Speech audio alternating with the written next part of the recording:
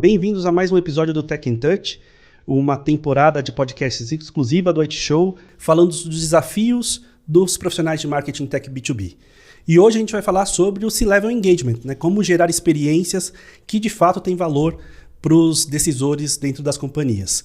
E hoje eu estou com a Luciana. Tudo bem, Luciana? Tudo bem, Fê? Sou Luciana Correa, sou gerente de marketing da Solo Network, uma integradora de soluções de TI, e estou no mercado de tecnologia há mais de 15 anos. Perfeito. E, Luciana, falando sobre os decisores, né, de tecnologia, a pandemia, né, até num dos papos de um dos episódios, a gente falou muito do cenário pós-pandêmico. Uhum. E o engajamento desse público decisor, né, do C-Level, cada vez mais difícil, porque todo mundo ofertando conteúdo. O que faz, né? O que você acredita que é necessário para engajar e se esses decisores estão cada vez mais seletivos hoje em dia? Com certeza.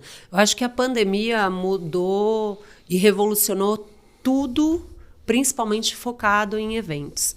Eu acho que o valor do tempo mudou para esse C-Level. Hoje eles dão importância muito mais para a rotina deles, para o dia a dia.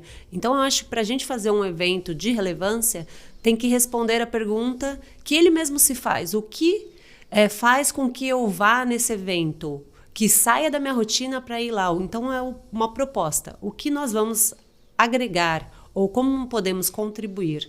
Acho que a cabeça do C-Level é mais a entrega de valor, né, de como nós podemos solucionar uma dor de negócio dele. Então, vai muito além de uma presença. Eu também acredito que tem elementos que são também de fatores pessoais, como a experiência, né, ou a exclusividade. Uhum. Como você avalia quais são esses outros elementos que também compõem, que podem tornar esse evento um chamariz, ou tornar esse engajamento um chamariz para o C-Level? Eu acho que num patamar de executivo que nós convidamos, ele já tem um poder aquisitivo para estar em um bom restaurante, por exemplo. Isso não é relevante para ele.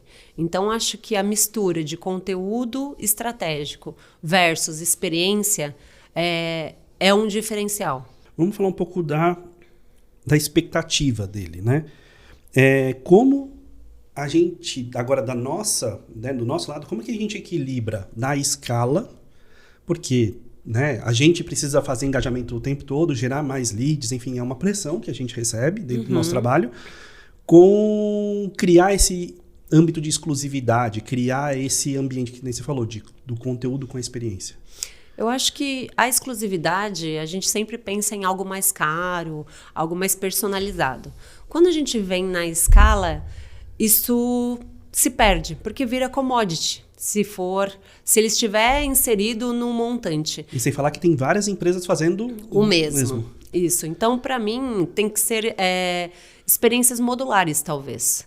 Então, por exemplo, em um evento de mercado, a gente vê bastante empresa fazendo um podcast dentro do stand. Então, você traz ele para uma realidade menor. Ou então, eu tenho um stand muito grande e eu faço para um público seleto alguma palestra ou algum conteúdo específico para um crivo menor de C-Level. Então, eu tiro ele de uma realidade de escala e trago ele num ambiente menor, quase que exclusivo, mas fazendo esses nichos com que ele se sinta melhor dentro desse contexto amplo. Tenho visto também bastante nos eventos de mercado, né? Já que você mencionou eles como exemplo, a questão de tirar ele do ambiente do evento, levar para um almoço, levar para um happy hour, levar para uma experiência com o transporte executivo do evento, para outro novo. Então, e isso também tem crescido cada vez mais entre todas as empresas. Falando um pouco de eventos de mercado, ele já está conectado com as pessoas, anda o dia inteiro, visita clientes, parceiros, stand. Tirar ele desse ambiente tem que ser um momento mais de relaxamento. Aí o formato muda. Eu não posso vir com um conteúdo mais denso, com uma palestra que vai ser maçante para ele. Então, por exemplo, que eu disse que eu fiz no último evento Mindsec, nós levamos para um happy hour, por exemplo, onde é um momento de relaxar e também falar de negócios, porque é uma continuidade, eu acho. E tem um ponto, eu vejo nessa questão que também é o ponto do público interno, né? Porque quando a gente está falando de criar escala, a gente está falando de criar escala por conta de uma demanda que é necessária de geração de leads, de impactar pipeline, de fechamento de negócio. Mas também tem o lado de gerenciar a expectativa do público interno dentro desse processo. Sim. E como gerenciar a expectativa desse público interno, pensando que assim, é finito, tem várias empresas fazendo. Como é que você trabalha isso? Eu acho que, envolver desde o início. Então, para que eles saibam qual é a estratégia do marketing e qual caminho vai tomar. E segundo, principalmente catequizar as pessoas que eventos de relacionamento são a longo prazo. Então, esse retorno é uma semente que você plantou sem data para florescer, né? Então, você tem que regar, você tem que nutrir, você tem que acompanhar. É uma abertura de portas, mas não é um fim. E o estabelecimento desse relacionamento é muito conectado com o trabalho do time comercial em dar continuidade disso além das ações de marketing. Sim. A gente starta e o comercial continua. Então, aí você falou desse ponto, né? Começa antes do evento. Não vou nem falar do pré-evento, vou falar da inteligência de dados antes. Uhum. Qual o papel da inteligência de dados nesse processo? Tanto de convidar, de selecionar, de elencar qual a melhor atividade. Não só antes do evento, durante e pós também. Qual o papel da inteligência de dados nesse engajamento do C-Level? Fazendo uma analogia rápida, eu acho que dados é como se fosse o maître.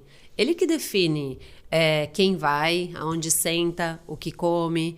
Então, dados acho que é a base principal, né? Hoje em dia, dados, AI, está tudo conectado. Então, essa curadoria prévia faz todo sentido para a gente ser mais assertivo no evento.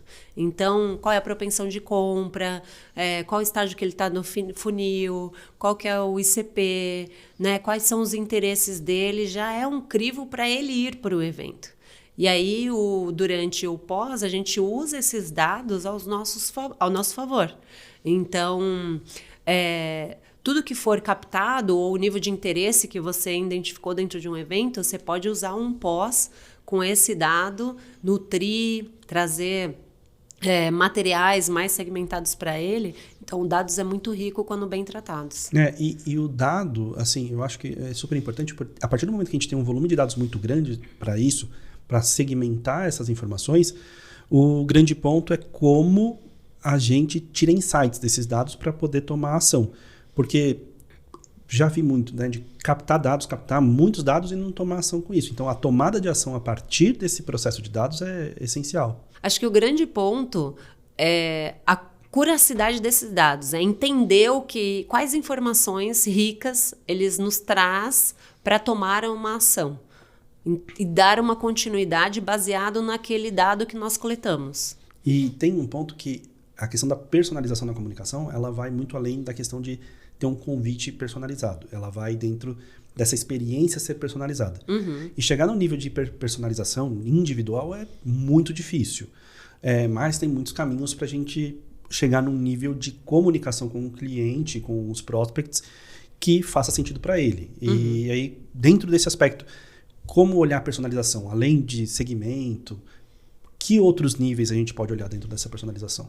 Eu acho que a gente pode tratar como nichos ou silos. Então, um grupo de C-Level tende-se a ter as mesmas atitudes ou os mesmos interesses. Óbvio que isso muda de pessoa a pessoa, mas para uma análise geral de um evento, a gente pensa no que é mais tendencioso para cada cargo, ou para cada situação, ou para cada grupo que nós estamos preparando um evento. E aí, pensando nessas oportunidades de networking, como não tornar isso forçado, sabe? Porque é muito fácil a gente parecer artificial. A gente cria uma coisa que é muito parecida para todo mundo, e como é que eu transformo isso? Como que a gente estrutura uma oportunidade real de engajamento, de networking, sem parecer artificial? Para mim, o network é bom quando é natural. Eu acho que network sim, a conexão é a base, porém é uma relação de ganha-ganha, mas não pode se tornar uma bajulação.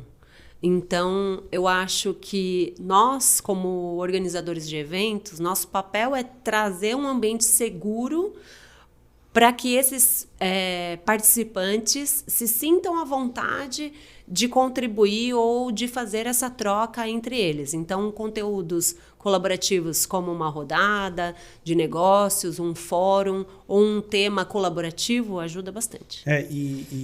Porque é muito difícil extrair essa dor de negócio quando está no meio de todo mundo. E trazer essa questão da oportunidade de networking bem próximo faz com que eles se abram mais fácil. Pelo menos eu tenho visto que trazer isso de uma maneira mais natural, né? De trazer isso de uma discussão como eu não estou aqui para te vender um produto, estou aqui para te ouvir primeiro antes de, enfim, te ofertar a minha solução ou o que minha empresa faz.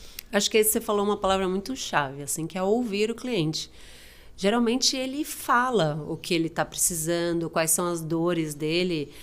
Isso a gente já ganha um passo muito à frente, assim, porque ele está nos dizendo, é só a gente tomar uma ação inversa. A gente não precisa se vender o tempo todo. Eu quero só fazer um adendo, porque, fugindo um pouco de tema, eu acho que a maior dificuldade é pegar esses... Até numa outra discussão a gente falou de dados silenciosos, dados sutis, e transformar isso em dado no CRM. Transformar isso em dado que eu vou utilizar como inteligência.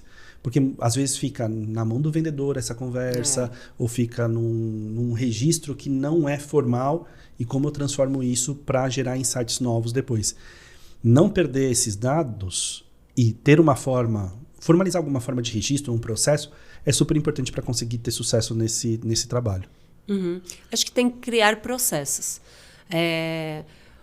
O evento é uma linha invisível, como você disse, onde eu faço um touch inicial até uma decisão de compra. E para a gente alimentar essa linha invisível, tem que ser com dados. Dados de CRM, dados de interesse, de pipeline, de evolução de oportunidade ou de... Engajamento. Acho que isso é bem relevante. E quais os formatos de conteúdo que melhor ressoam com decisores sêniores em eventos? E qual é o equilíbrio entre conteúdo técnico e visão de negócio? A gente está falando do C-Level especificamente, né? A gente não está falando do público técnico, ou do operacional, para ele. Porque é importante, ele também tem que se aprofundar dentro do conteúdo, ter segurança de que o conteúdo técnico atende às necessidades da empresa. Então, como faz esse equilíbrio e qual é o melhor formato dentro de um evento? Eu acho que o executivo ele não vê pitch, ele gostaria de insights. Então, talvez um equilíbrio lógico que é muito difícil, mas talvez faria 70% tecnologia, inovação e 30% algo tangível que seria cases de sucesso, algo para ele tangibilizar ou ver aquilo aplicado no negócio dele. Então, no final, ele busca a solução para os seus negócios. Mas a tendência também é importante dentro desse processo, trazer dados, trazer tendências. E qual o melhor formato para fazer essas entregas? Que ressoa melhor com ele? Que a gente falou dos eventos, fazer uma experiência, mas às vezes não pode ser muito maçante com conteúdo. Quais são esses momentos? Eu acho que é um mix de tudo, assim. Eu acho que o evento gera conexão e gera abertura de portas. Só que tem que ter uma continuidade. Então, um engajamento, reunião e depois nutrir eles de conteúdo. Na verdade, você tem que muni-los de todas as formas para que ele tenha um interesse maior. Então, falando de formatos, jantares, experiências exclusivas, né? A gente falou, ele tem, né? Você comentou que hoje o executivo, vou no restaurante, ele tem o poder financeiro para isso. Mas o quanto que a escolha desses formatos muda o que a gente transmite para ele, quanto conteúdo ou quanto tipo de engajamento? Então por exemplo, vamos fazer 3 cenários, né? Então, jantares, roda de discussão e imersão. Os propósitos são diferentes, né? Então, pensando em formatos, um café, um fórum e algo imersivo como um hackathon e tudo mais. Aproxima, que é o jantar, o café. A roda de discussão provoca. Então, você traz perguntas mais incisivas ou cutuca cutuca o executivo para trazer mais insights. Estimula ele a trazer mais informações. E a imersão, ele aprofunda. Então, depende do que você quer entregar e o que você acha aonde ele se encaixa para entregar o melhor formato. E isso não é só simplesmente onde ele está no pipeline, né? É na questão desses dados o que de informação que ele está consumindo dentro do seu website também pode ser uma informação, que tipo de artigo que ele está lendo, que tipo de informação ele trouxe numa interação comercial, que pode dar um insight e falar, talvez trazer um elemento mais de imersão para ir de forma mais profunda nas dores dele possa funcionar. Todos os dados que nós tivermos são relevantes. Se nós fizermos o cruzamento de todos eles, nós seremos muito assertivos. Então, essa é a melhor visão, conectar todas as informações para entregar um melhor produto / evento. Dentro desses exemplos, tem alguma escolha que você fez de formato que fez a diferença nessa abordagem? Você pode trazer um exemplo desse? Posso. Nós fizemos uma imersão de um dia inteiro de conteúdo de um fabricante em específico, onde nós tiramos C-Level do Brasil todo, pagando passagem e hospedagem deles para esse dia imersivo. E nós finalizamos com uma degustação de whisky e charuto. E qual foi o resultado? Assim, lógico, você não vai falar, nossa, vendemos tanto. Não, mas eu quero saber qual foi o resultado disso. Qual foi a diferença do engajamento de tirar ele durante um dia, que nem você falou. E tirando ele do ambiente, com passagem, hospedagem. Acho que só de tirar ele da cidade, da região onde ele mora, você já garante o público, né? Então, você não tem aí a falta de coro. E segundo, ele relaxa um pouco, né? Ele sai um pouco dessa preocupação do dia a dia, da realidade dele. E finalizar com uma experiência desse tipo foi muito enriquecedora, porque era um lugar chique, era um lugar que já é propenso a ter conexões, o próprio ambiente já faz isso, e a bebida relaxa, né? Então, eles criaram uma conexão, não só com o nosso time, mas entre eles. Esse network foi muito rico e trouxe bastante resultados. Eu tenho uma experiência também que a gente fez isso no digital. A gente fez uma experiência de cozinha. Então, mandou o kit para a pessoa cozinhou em casa. Depois disso, todo mundo tirou foto do prato. Aí criou um grupo no WhatsApp. Aí todo mundo começou a compartilhar as fotos no grupo de WhatsApp. E aí criou uma ligação entre as pessoas ali. E isso, quem estava ali presente, não tem como... É intangível esse resultado. Porque, no final das contas, gera um rapport, né, com as pessoas que nenhuma outra experiência pode gerar igual, e colocar uma pessoa de fora ali também não vai se comunicar da mesma maneira. É que eu acho que a experiência desarma. Então, eu também fiz experiências de cozinhar junto. Esse tipo, você tira ele dessa armadura, parece, e ele vira o CPF. E as conexões e os negócios são feitos através de CPF, não só CNPJ. Então, eles ficam mais à vontade de entregar o conteúdo. E essa questão da combinação de sofisticação e relevância numa experiência imersiva, ele é crucial, né? Tem essa combinação, pode falar um pouco disso, mas que também comunique com a sua marca. Porque a gente está falando de várias ações aqui, mas o quanto que ela comunica com a empresa que você está no momento, como que você olha isso para dentro de casa antes, para garantir que não seja algo desconexo ou desconectado com o que você faz, com o que sua marca comunica. Eu acho que tem... eu já fiz, vou dar outro exemplo aqui. Nós somos uma empresa de tecnologia e temos uma vertente que é Solo Iron de segurança. Então, nós fizemos já um evento específico para CISOs, onde indiretamente a contratação de segurança tem um perfil onde eles gera desconfiança, tem que ser um parceiro onde passa essa credibilidade. Então, nós fizemos um jantar às cegas, onde todos usavam um tapa-olho, escrito confiança, e então atrelou a segurança da Solo entregar para os clientes com o perfil deles e também com a entrega de conteúdo. Então, nós estávamos falando sobre segurança, o evento fazia com que ele se sentisse seguro para comer, então comia com as mãos, de olhos vendados, tinha uma experiência sensorial, né, os 5 sentidos. Então essa acho que foi a melhor fotografia dessa conexão de marca, de produto mensagem. E de mensagem. Essa foi um excelente insight. E porque é muito difícil, porque a gente fica muito tentado a pressão, inclusive, de outras áreas, né? De outros profissionais que trazem, nossa, eu fiz isso, eu fiz aquilo. E manter consistência de marca, não só para que seja uma experiência pontual também, porque aí todo o seu conteúdo que você entrega de maneira digital, outros eventos, tem que continuar comunicando essa mesma confiança que você criou dentro de uma experiência imersiva, né?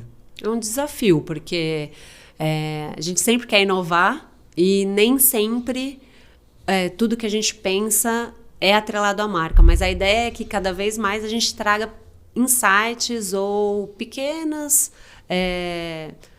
citações, gestos ou formatos para fazer isso mais palpável possível. E isso é o que torna um engajamento memorável para esse cliente? Que elementos que são importantes para fazer o fortalecimento de marca e percepção por parte do cliente? Eu acho que quando a gente fala essas palavras fortes, né, memorável, impacto, né? Não, mas isso é o nosso PPT. Eu acho que nem sempre um evento tem que ser um holofote, sabe? A gente não precisa ser um master evento. Eu acho que a gente tem que acender a luzinha certa na sala certa, com a pessoa certa. Então a gente talvez trazer isso para uma esfera menor, mas com uma vertente mais planejável, é melhor do que algo grandioso, sem conexão ou sem proposta de valor.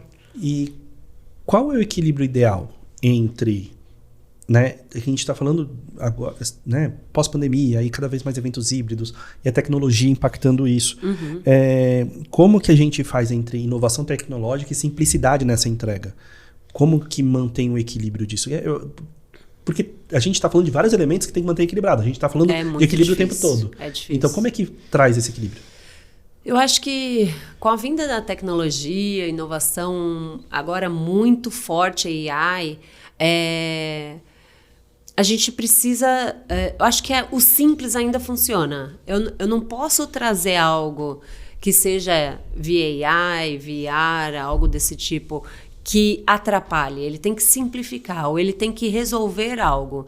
Então, se eu trouxer uma solução de AI que faça conexões ou network dentro do evento, é uma coisa. Isso é super válido e é super rico. Agora, eu trago um metaverso sem propósito, sem conexão ou sem relevância, ele vira uma distração. Então, acho que independente do que você for aplicar no seu evento, ele tem que ter um propósito, né? De novo, ele tem que trazer um valor agregado para o público. Aí a gente está falando sempre de valor, de trazer, de ouvir e tudo mais. Eu vou voltar para um ponto que talvez vai fugir um pouco, mas é a questão de como que a gente engaja isso também dentro do público interno, para que a gente receba esses insights. E o alinhamento da estratégia, o pré-evento, todos esses elementos. É difícil ligar todo mundo, né? Da área de negócio, o pessoal que é responsável por produto, o time de vendas, a própria mensagem de marketing, fazer a conexão entre todos os pontos. Como é que você faz esse processo hoje ou em outras empresas? Como é que são feitas essas conexões? Quais são interlocutores importantes internamente para você, aí sim, com base nos dados, em todos esses insights, objetivos de negócio, falar, vou por esse caminho? Eu acho que é uma orquestra. A gente tem que colocar o time que tem funções diferentes, realidades diferentes, tudo na mesma harmonia, né? Como uma orquestra. Então, novamente, envolvê-los desde o início.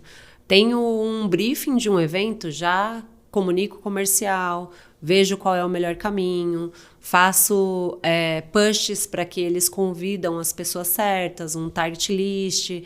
Depois existe uma reunião pré-evento com o speaker, com as pessoas que vão no evento, para ver quem são os clientes, o que vamos falar, como vamos falar, qual é a mensagem que a gente vai levar.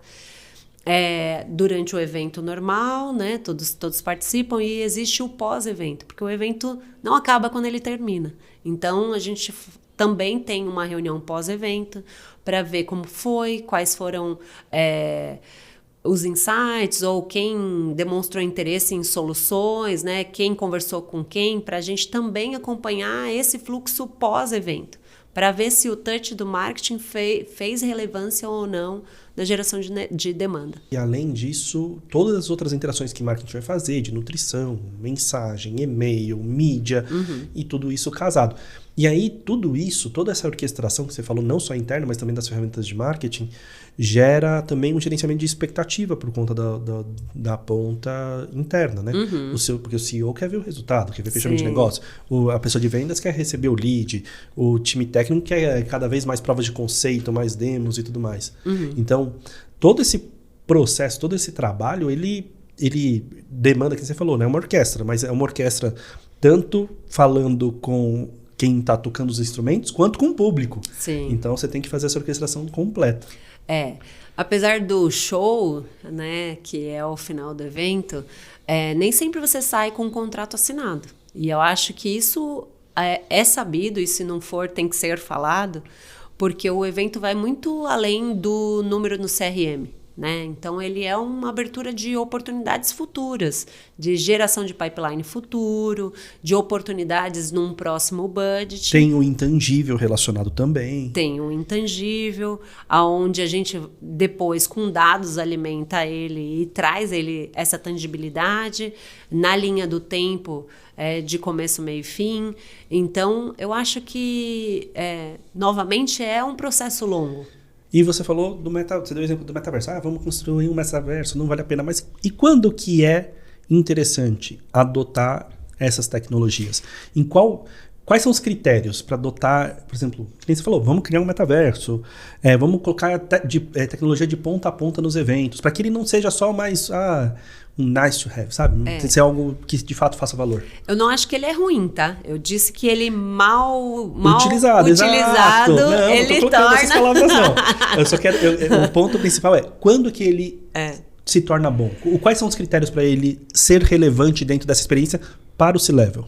Quando a gente pensa que essa imersão traz insights, né? Traz algo relevante para ele, atrelado no conteúdo que a gente apresenta. Então, não pode ser simplesmente um metaverso de jogo interativo, que é muito legal. Que pode até ser, na verdade. Que pode ser, mas tem que ter algo que conecte com a marca. Para quando o C-Level precisar de algo, você toque tanto ele que ele lembre de você. Que aí sim, aquela conexão que você fez no evento, aquela interação foi relevante porque marcou ele. Aí isso vale.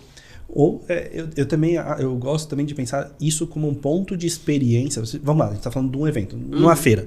Você trazer esse elemento como um ponto de experiência para lembrança da marca depois, quando tiver... Nossa, quem foi aquela marca que eu fiz tal legal. Experiência? Isso é legal. Muito. E também tem... porque a verdade é essa. Nem tudo vai ser extremamente casado com... todas as linhas totalmente casadas. É quase impossível. Então, a gente não pode se prender a isso, porque às vezes a gente fala assim, nossa, mas eu vou inovar nisso. Não vou inovar. Por quê? Porque não está ligado com isso. Não, às vezes esse teste pode abrir possibilidade de pensar coisas novas depois para frente. Talvez a gente tenha mais uma visão do que não fazer do que o que fazer. Isso já é ótimo. Não, isso daí é o melhor dos mundos, porque o que não fazer eu acho que é o mais difícil de cortar. Falar os nãos ou declinar certas opções, seja no engajamento do C-Level ou em qualquer ação de marketing, aí ampliando para tudo. É o principal. E aí entra na questão da expectativa do outro, do público interno. De falar os nãos ou de garantir que tais ações a gente não vai fazer. Não, e ponto. E ponto, que é muito difícil. E que é difícil, porque é uma questão política e tudo isso não pode transparecer para o cliente na nossa decisão de tomar isso e levando em consideração todos os dados que a gente analisou para chegar naquela decisão de que ação fazer, né? O final tem que estar muito bem alinhado para que saia com naturalidade o que foi planejado, né? E quais são, agora entrando então nos indicadores, quais são esses indicadores ou às vezes sinais que você considera que são chave para justificar uma ação de experiência VIP ou um evento seja tanto em conversão, avanço do funil, quais são os indicadores? Os sinais são muito sutis, né? Eu não acho que é algo escancarado. Então, a gente tem que observar pequenas ações, né? A evolução de um relacionamento, a abertura de porta que ele dá para o nosso time de vendas. Eu acho que esses pequenos cenários já mostram um interesse diferenciado. Óbvio que se ele sair do evento já pedindo uma reunião, vale muito ouro isso, mas nem sempre isso acontece. Então, a gente tem que continuar essa régua de relacionamento de alguma maneira, pós-evento, ou ver alguma interação diferente durante o evento, algo que ele fala, uma participação em eventos menores, obviamente. Isso traz tangibiliza mais esse interesse. E a consistência, né? Porque no final das contas, que nem você falou, eu medi e vi ali uma interação um pouco mais... É um dado, uma informação sutil ali, mas se eu não tenho consistência nesse approach posterior, O relacionamento morre. E indicadores mais diretos, por exemplo, dá para contar assim, pipeline, abertura de oportunidades? É uma coisa que também olha dessa maneira mais objetiva? Isso sempre olha, né? Não tem como. Aí nós voltamos no que é rico, que são os dados, né? Então, pipeline, oportunidade, talvez diminuir o ciclo de vendas. Isso também é um indicador legal, porque tocou e acelerou o processo que geralmente leva um tempo maior. Levava 6, agora leva 4 meses. Levou-se 4 meses para fechar um negócio desse. Talvez marketing tocou, isso acelerou e o engajamento foi rico. Também é um indicador, mas dados sempre baseado em números e métricas, sempre vamos olhar. Porque eu acredito que o justificar o custo de uma ação mais VIP, pensando nisso, é muito difícil quando a gente olha muito pela perspectiva financeira. Então, o CFO, por que está gastando tanto? Por que é um evento que custa tanto? Né? Não podemos gastar mais do que X por conta, né? Enfim, compliance, enfim, a gente determina, né, tem essas determinações. Então, esse aspecto é um balanço muito complexo, né, o que a gente tem gerado, o que a gente tem investido com o que vai gerar de resultado, o que tem de intangível com o que tem de tangível, e o quanto mais a gente consegue justificar isso dentro das ações de evolução de pipeline ou de criação de pipeline e fechamento de negócio, é primordial, assim, para conseguir continuar fazendo esse tipo de engajamento. E o público também muda muito isso, né? Então, para tal segmento eu posso ter um tipo de comportamento, para outro segmento, ou para um nível de maturidade de empresa ou de tamanho de empresa, número de funcionários também muda. Eu acho que esse tipo de evento tem que ser um investimento e não um custo. Então, todos esses perfis que você falou, você tem, pelo menos na minha administração, tem um budget específico para cada público. Então, óbvio que se for um público VIP, onde as oportunidades já são melhores mapeadas, eles estão numa maturidade maior, num fluxo ou num funil de vendas muito mais próximo do fechamento, eu venho com um investimento maior para acelerar isso. Agora, se está no... Então, se ele está no topo do funil, ainda tem muita coisa para caminhar, para entender, eu não vou fazer esse investimento. Então, a gente tem que fazer essa leitura do público para justificar o investimento interno. Não, e quando a gente olha para contas estratégicas, né, fazendo ações de ABM, né, e ações assim de experiência vão entrar dentro desse pacote, o tempo de fechamento é muito maior. Assim, os ciclos são maiores quanto maior a complexidade da empresa. Como é que gerencia isso, por exemplo, dentro da expectativa, né, do pessoal com expectativa de resultados imediatos? Ou mais curtos, né, de resultado. Quando a gente faz uma imersão de ABM, nós conseguimos ter uma visão mais ampla da necessidade do cliente. E isso tangibiliza, traz a visão da complexidade das entregas. Mas e como o que a gente está fazendo de ação, né, a gente consegue medir? Porque no final das contas, de fato, o ABM vai dar, assim, eu estou focando, assim, né, raio laser naquela conta, nas pessoas que fazem parte daquele ecossistema. Mas acompanhar o impacto disso nessa jornada e como é que eu... Porque o ciclo é mais longo, né? A gente falou, o ciclo mais longo. Como é que eu meço isso? Eu vou medir isso depois de certo tempo?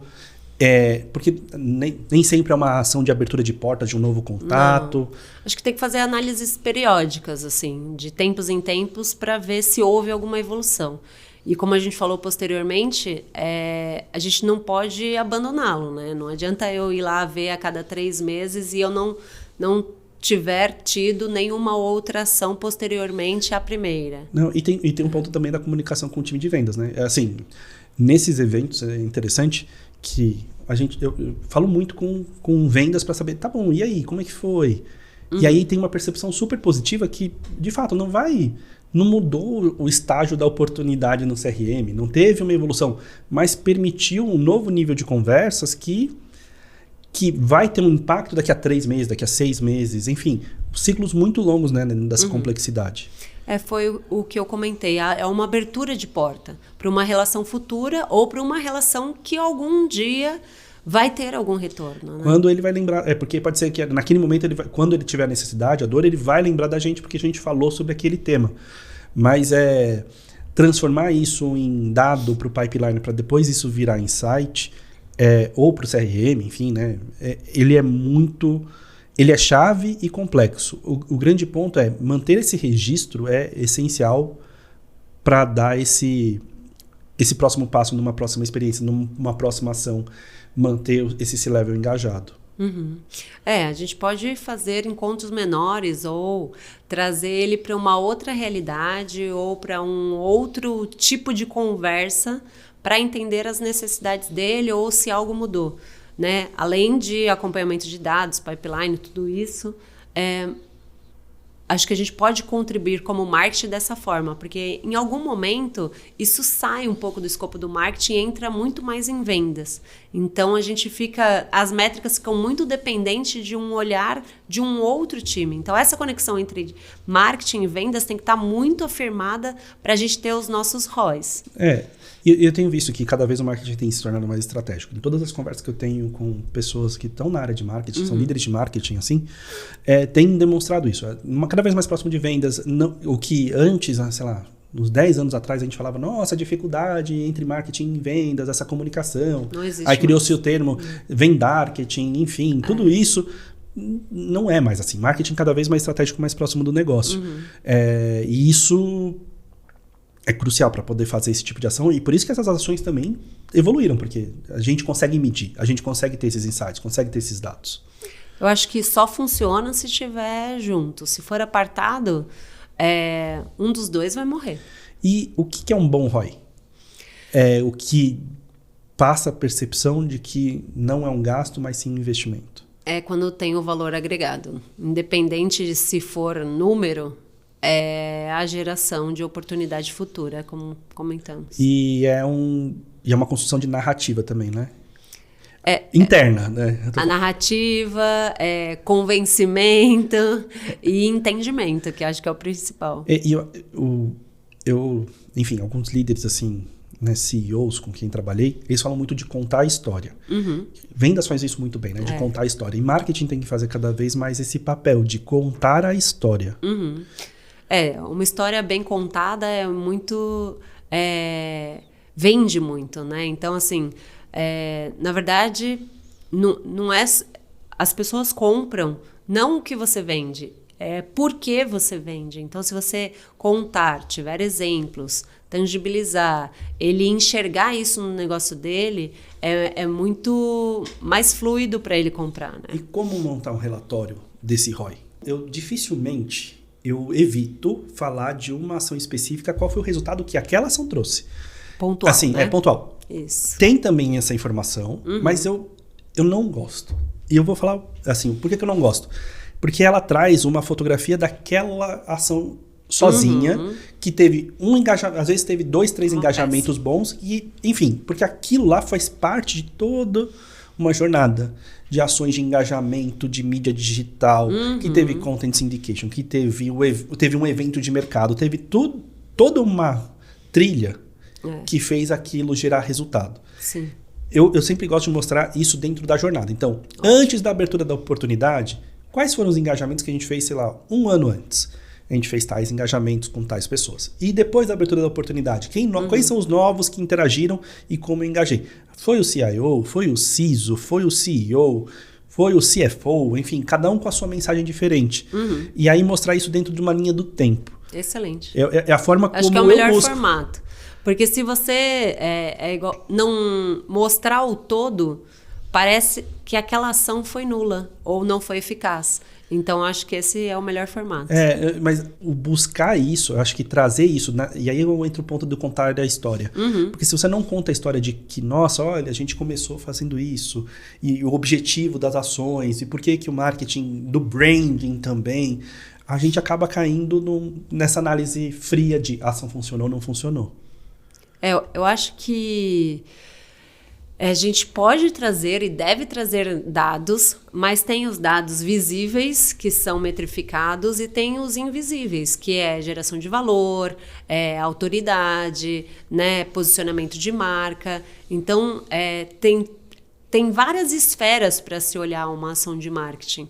Então, quando a gente traz uma visão do todo, isso fica mais claro mesmo. E quais estratégias você faz para manter esse engajamento vivo? Mesmo que não é uma conversão imediata, mas quais são as ações, estratégias que você faz?